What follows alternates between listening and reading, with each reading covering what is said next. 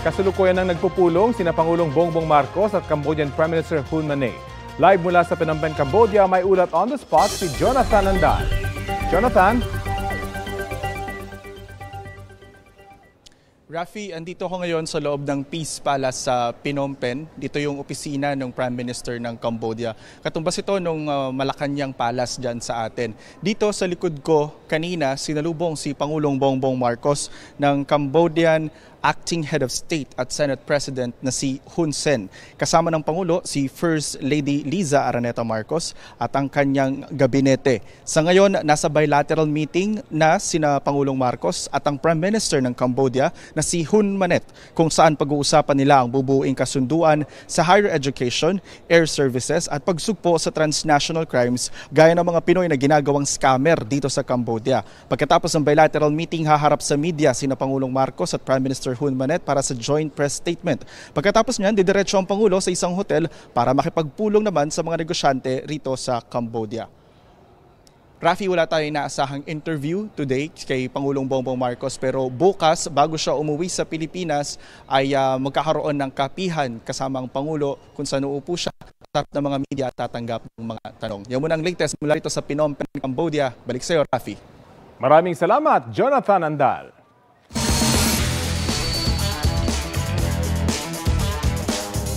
Umani ng mga papuri si Filipina tennis player Alex Ayala matapos ng kanyang makasaysayang panalo sa Guadalajara 125 Open sa Mexico.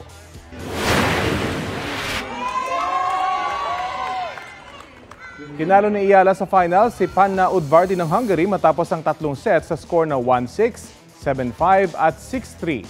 Ito ang unang beses na Pilipino ang nagwagi sa isang Women's Tennis Association o WTA match. Dahil dito, inaasang aangat si Alex sa WTA ranking mula sa kasalukuyang 75th place. Sunod na sasabak si Ayala sa SP Open sa Sao Paulo, Brazil. Nagpaabot ng pagbati si tennis superstar Rafael Nadal kay Alex. Nagtraining si Alex sa Academy ni Nadal. Nagbunyi rin ng mga Pilipino sa tagumpay ni Alex kabilang si Pangulong Bongbong Marcos na nagpaabot ng pagbati. Binati rin ng ilang kapuso star si Alex gaya ni Gabby Garcia, Benjamin Alves, Maverick Legaspi, at its Showtime hosts Anna Curtis at Ogie Alcacid.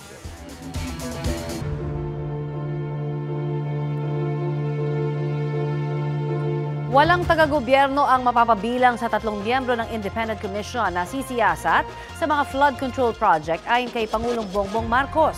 Ang mga qualification at magiging kapangyarihan ng mga mapipiling personalidad alamin sa balitang hatid ni Vicky Morales. Kay Pangulong Bongbong Marcos na nanggaling.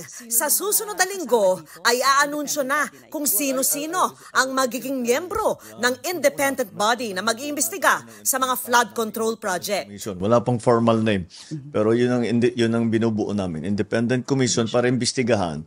Ito nga ang mga lumalabas na anomalya sa mga flood control project. Yung mga personalities, ayoko namang maunahan ang actual na announcement dahil hindi pa solid talaga, pero malapit na. 3 ang magiging miyembro ng komisyon. At ayon sa Pangulo sa aking eksklusibong one-on-one interview nung Sabado, wala sa mga ito ang magmumula sa gobyerno. Paano sila maiba po sa mga existing agency like COA, Ombudsman? They're completely separate from government.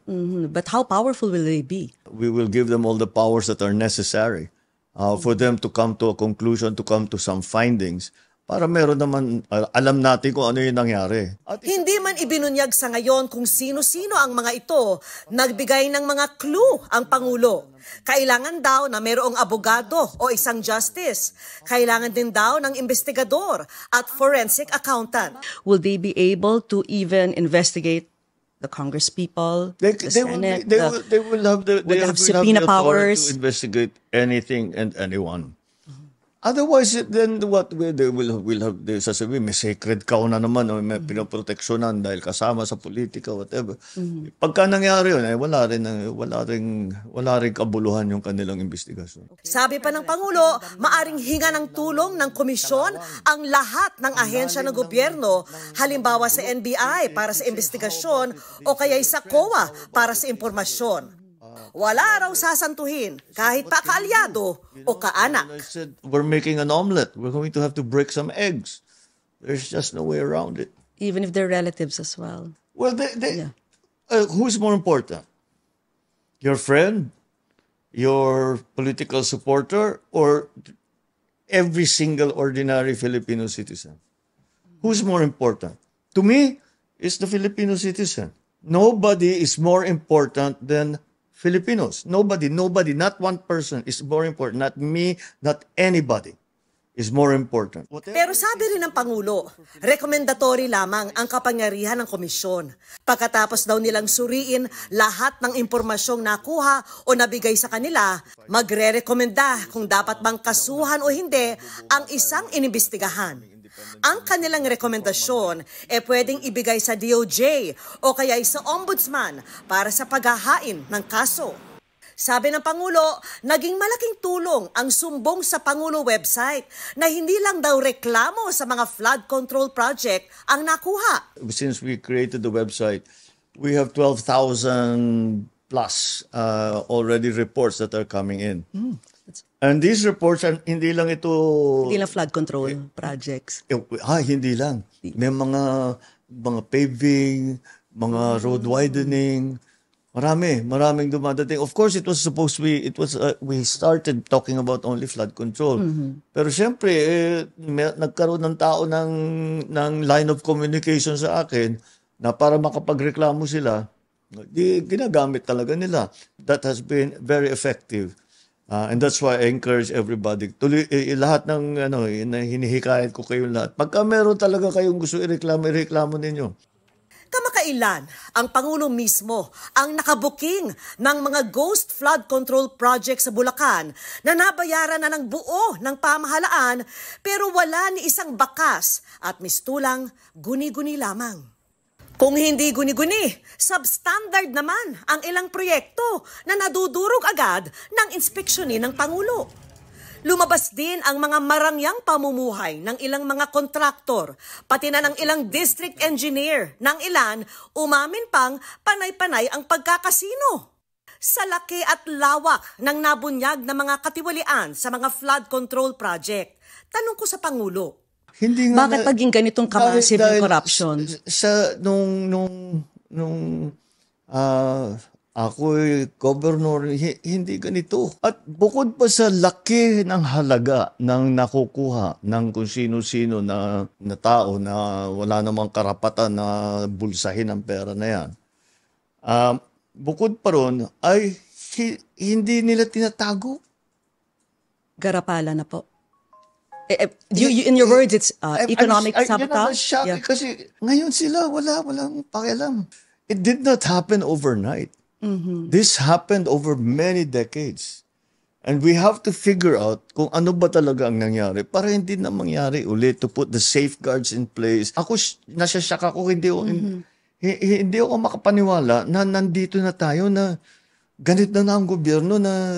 But so many regimes and it just keeps getting worse. So It did. The simplistic answer will be, paano tayo nagkaganto? Dahil pinabayaan. Mm-hmm. And what can we do? What we can do is to find out how this happened, who are the people that are involved, make them answerable for their wrongdoing, and fix the structure so this is not allowable. Mm-hmm. Okay. That's the word that I think that it became allowable. Okay lang. Yes. Hindi It was, problema yan. Hindi krimen yan. Sige lang. but to the level na 30% na lang yung naiiwan sa mga proyekto, astounding yun. That's the part that talagang hindi ako makatulog pag iniisip ko. Paano tayo nagkaganto? I would think it's heartbreaking when you see all these Filipinos working so hard, tapos on the flip side, nakikita ko nyo yung massive corruption na nangyayari. No? I mean... No, I'm not disheartened. I'm not disappointed. I get very, very angry. How can you do this to people that have worked every day of their lives? Walang ginawa ito kundi magtrabaho. Nagsakripisyo ng mahirap for very little. Kukunin nyo pa sa kanila yon para bumili ng Rolls Royce. Babalik na naman ako doon sa nasabi ko kanina na ang lalim ng kalawang, ang lalim ng Yes. ng bulok. You're teary-eyed. Yes, because I'm very upset. No, because I see people having a hard time. And and they don't deserve it. Mabuti mga kung masamang tao yan. Dapat parusahan. Hindi naman eh. Ba't mo paparusahan? Para magpayaman ka? That makes no sense to me. Do you ever regret being president? No. Not for You didn't even pause to think. Not for one moment. Why? Because I am given the opportunity to actually, the privilege, the opportunity, and the chance to actually do something. All of the things that I complained about all my life, now I can do something about them. And that is the greatest privilege that anyone can be granted. So no, I don't regret. Vicky Morales para sa GMA Integrated News. Sa gitna ng kabi-kabilang investigasyon sa manumalyang flood control projects at bubuong Independent Commission ng Pangulo, kausapin natin si UP National College of Public Administration and Governance o UP-NCPAG Professor Emeritus Maria Fe Mendoza. Magandang tanghali at welcome po sa Balitang Hali. Magandang tanghali, Sir Rafi. Opo, sa tingin niyo po kaya ay dapat pa rin ipagpatuloy ng Senado at Kongreso yung kanilang investigasyon sa manumalyang flood control projects ng DPWH? Maaaring ipagpatuloy kasi naumpisahan. Pero ang ano doon, dapat meron, kasi di ba ang dami-daming investigation. Tapos meron pang i-create na Presidential Independent Anti-Corruption Commission. Yung gano'n. So ang ano doon, sino ba ang magkukumpas at paano ba, saan ang patutunguhan? Siguro ipagpatuloy kasi marami kasing na divulge na mga katotohanan, marami tayong nalalaman, pero yun nga, ang ano kasi yung sa Kongreso kasi in aid of legislation at saka yung pagpoproseso nila ng GAA 2026, di ba? So kasama siya doon sa mga kawing-kawing na obligasyon ng ating Kongreso. So dapat ipagpatuloy yun. Pero don't lose sight doon sa GAA 2026. Gaano po kahalaga na nakikita ng taong bayan yung proseso ng investigasyon dito sa Senado at Kongreso kasi ito naka-live eh. At lahat ng mga lumalabas dito, unless magpatawag sila ng na meeting na hindi kasama yung media, ay talaga nalalaman ng taong bayan na compared sa isang investigasyon ay talagang tahimik at yung mga mabubunyag dito ay mailalabas na lamang kapag tapos na yung investigasyon. Gaano kahalaga na nakikita ito ng taong bayan? Masyado mahalaga siya talaga. Kasi nga, di ba nung unang panahon, hindi ganyan ka-open, hindi ganyan ka-transparent yung mga nangyayari sa Kongreso. So mahalaga siya kasi nalalaman natin kung ano yung mga proseso, ano yung mga nangyayari. In addition, yun nga, maraming nasisiwalat na mga katotohanan na parang nakatago decades ago.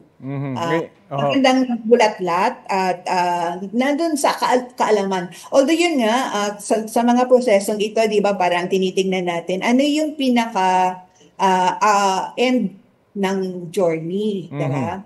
So, ang ano dito, kung na-agitate, nalaman ng mga taong bayan kung ano yung mga nangyayari, ano ba yung gusto nating mangyari sa kanila? Kasi di ba ang dami ng merong mga protest action, mga nangyayaring ganon. Yun ba yung gusto nating mangyari sa publiko, di ba? So, tingnan din natin kung ano yung end game ng mga lahat na nangyayaring ito. Opo, ngayon nga lang po, ang dami na nag-message sa social media, manood daw sa Senado dahil nagkakantahan na doon sa Senate. Ano pong interpretasyon nyo sa naging pahayag ni Executive Secretary Lucas Bersamin sa mga taga-Kamara na clean your house first? Oo, kasi talaga lumalabas ngayon yung politico contractors, di ba? So yung conflict of interest talagang na-highlight yung conflict of interest kasi maraming mga nandoon sa Senado or sa Kongreso na may alliance, merong connection doon sa mga contractors na ni-name ni President Marcos na 15 big contractors, di ba? So parang ano doon, clean your house. In addition, kasi maraming nagsasabi, bakit kayo nag-iimbestiga, lalo na yung Committee on Infrastructure, kaya yung Red Ribbon, di ba? Bakit kayo nag-iimbestiga? Kabaro ninyo yung iimbestigahan ninyo, no? Ano lang natin dito, kung sa kanilang ginagawa ay no holds bar at walang sacred cow, okay lang yun. Ano po masasabi nyo sa mga mungkahing gawing state witness, yung mga district engineer o contractors kaugnay sa flood control projects? Pwede siyang isang option kasi yung iba namang district engineer parang inutusan lang or nandun sa sitwasyon na nasa gitna sila at parang kahit ayaw nila, pikit mata nilang ginawa. So pwede din na yung ibang district engineers ay kunan na state witness. Okay, well, marami po tayong aabangan dito sa isyong ito. Maraming salamat po, UP-NCPEC Professor Emeritus Maria Fe Mendoza. Salamat din. Papaliko ang fuel tanker na yan sa National Highway sa Barangay Tandayag sa Amlan Negros Oriental. Ilang saglit pa, makikita ang pagsulpot ng humaharurot na motorsiklo na biglang sumalpok sa likurang bahagi ng tanker. Isinugod ang rider sa ospital. Agad namang sumuko ang 40 anyos na driver ng tanker. Batay sa investigasyon ng pulisya, naghatid ng supply ng gasolina sa isang gas station ng tanker. Pauwi naman ng rider na galing Dumaguete City. Sinusubukan pang makuha na ng pahayag ang nagpapagaling na rider habang wala pang pahayag ang driver ng tanker. Natangayan ng halos 7,000 piso ang isang senior citizen sa Caloocan matapos mabiktima ng mga nagpanggap na inspektor ng LPG tank at regulator. Panoorin ang balitang hatid ni Bam Alegre para huwag maging biktima.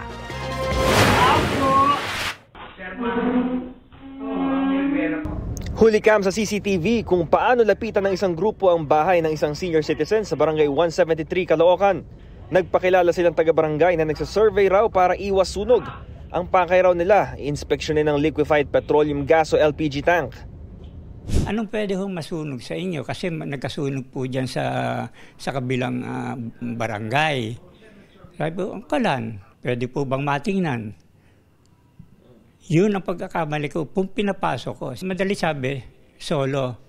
Noong pagbalik ko, pinakita na niya sa akin na may butas yung hose. Samantalang yung hose na yun, wala pang isang taong kabibili lang namin. Pinakikita niya yung sira, ganyan. Sabi ko, napakamali, baka hindi ko kunin. Tapos naalala ko naman yung misis ko. Kasi misis ko ang nagluluto. Inisip ko, ano ba ang pera kung sakaling may mangyari sa asawa ko. Dahil inisip ni Art ng kaligtasan ng kanyang pamilya, nagbayad siya ng 7,500 pesos para sa bagong LPG regulator. Binigyan pa siya ng senior citizen discount kaya 6,500 pesos na lang.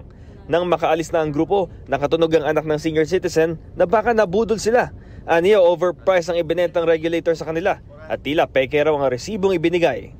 Nakaalis na sila, binigay sa akin yung resibo, tapos ang nakalagay doon 6,500 para doon sa regulator and hose. Then nung chinek ko yung gas tank namin, pinicturan ko yung pinalitan na item. Then niscan ko using yung mga online apps natin na and then nakita ko yung presyo na nagre-range lang to 400 to 600 pesos. So sinabi ko kagad yun sa daddy ko. And na-notice ko rin dun sa resibo na ang name ng company is naka-address sa Palawan. So yun din, tinanong ko, bakit Palawan yung resibo niya? Ito yung LPG regulator na ibinenta sa pamilya sa halagang 6,500 pesos. Pamalit daw dito pero nasa maayos pa itong kalagayan. Lalong-lalo na itong hose na sira na raw pero bagong bili lang ito ng pamilya. Nakumpirma ng pamilya sa barangay na hindi nila empleyado ang nagpakilalang inspektor. Double check nila kung talagang taga-barangay ba yan o baka mamaya ID lang yan, dala-dala, nagpapakilala taga-barangay, yung pala hindi na taga-barangay. Ipinablatter na sa barangay ng pamilya San Agustin ang mga nagpanggap na inspektor. Bam Alegre, nagbabalita para sa GMA Integrated News. Ito ang GMA Regional TV News. Mainit na balita sa Visayas at Mindanao, hatid ng GMA Regional TV. Sa Banga-Aklan, patay ang 2 mekaniko na nadisgrasya sa gitna ng trabaho. Cecil, ano nangyari sa kanila? Rafi, nabagsakan ng bucket ng backhoe ang magkapatid na lalaki. Batay sa investigasyon, nangyari ang aksidente habang nag-aayos sila ng isang dump truck sa barangay Pagsanghan. Nagpatulong daw sila sa isang backhoe para sa kinukumpuning truck. Pero pumutok ang hydraulic hose ng backhoe. Nawalan ng kontrol ang operator nito at bumagsak ang bucket nito sa direksyon ng magkapatid. Tumagal ng halos 2 oras ang rescue operation sa mga biktima na idiniklarang dead on the spot. Nagkaareglo na ang kaanak ng mga biktima at ang operator ng backhoe at walang isasampang reklamo. Tutulong daw ang kumpanyang pinagtrabahuan ng mga biktima sa pagpapalibing. May magkapatid na babaeng inanod ng rumaragasang ilog sa Gihulngan, Negros Oriental. Nakatayo at magkayakap ang magkapatid niyan nang makunan ng video ng isang residente sa Barangay Balogo. Maya-maya nawala sa balanse ang dalawa at tuluyang tinangay ng tubig. Ayon sa kapitan ng barangay, pauwi na galing sa eskwelahan ng dalawa nang mangyari ang insidente. Nasa maayos ng kalagayan ang magkapatid matapos makakapit sa ugat ng isang puno at masagip ng mga residente. Isinisisi ng kapitan ng barangay ang nangyari sa hindi natapos na spillway. Sinusubukan pang kunan ng pahayag ang DPWH 1st Engineering District ukol sa nasabing proyekto. Naglaan na rin daw ng pondo ang Gihulngan LGU para maglagay ng hanging bridge roon na madaraanan ng mga estudyante.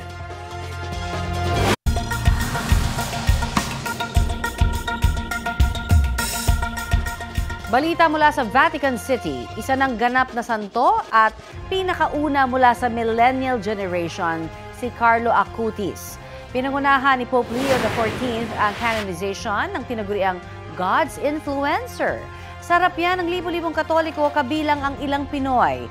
Isinilang si Acutis sa London at lumaki sa Italy kung saan ginamit niya ang kanyang computer skills para ipakalat ang pananampalataya Katoliko. Namatay po si Acutis noong 2006 sa edad na 15 dahil sa leukemia. Nakilala naman dahil sa pagtulong sa mga nangangailangan ang isa pang hinirang na santo na si Saint Pier Giorgio Frassati. Nasawi si Frassati dahil sa polio noong 1925.